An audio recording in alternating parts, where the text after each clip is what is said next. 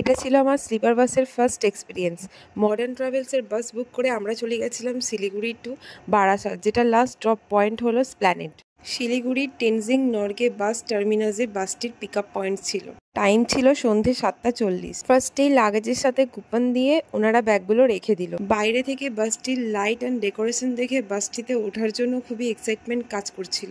North Bengal মানে ছোট থেকেই দার্জিলিং মেল, কাঞ্চনজঙ্ঘা এক্সপ্রেস এই ট্রেনগুলির কথাই মনে পড়ে। তাই এই বাস জার্নি বা বাসের কনসেপ্টটা আমার কাছে পুরোটাই অজানা ছিল।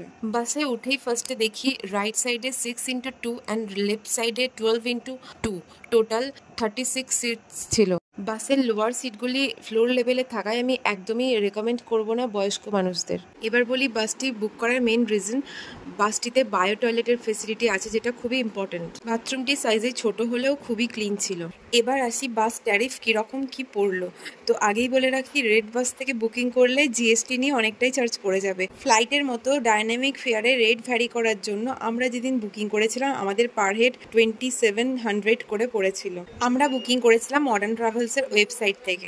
বাসে প্রতিটা সিটে separate charging point, shoe box, bottle holder, 2টো পকেটস, পিলো অ্যান্ড ব্ল্যাঙ্কেটও ছিল। বাস ছাড়ার সাথে সাথেই ওনারা দিয়েছিলেন 1 লিটার ওয়াটার বটল। রাত 10:30টায় ডালখোলা ক্রস করার পরেই এসে গেছিলো ডিনার। ডিনারে পুরোই ভেজ ছিল, কিন্তু যদি তোমরা মনে করো নন ভেজ কিছু বাসের মধ্যে আনবে তাহলে সেটা অ্যালাউড। তো এবার আসি কী কী আছে।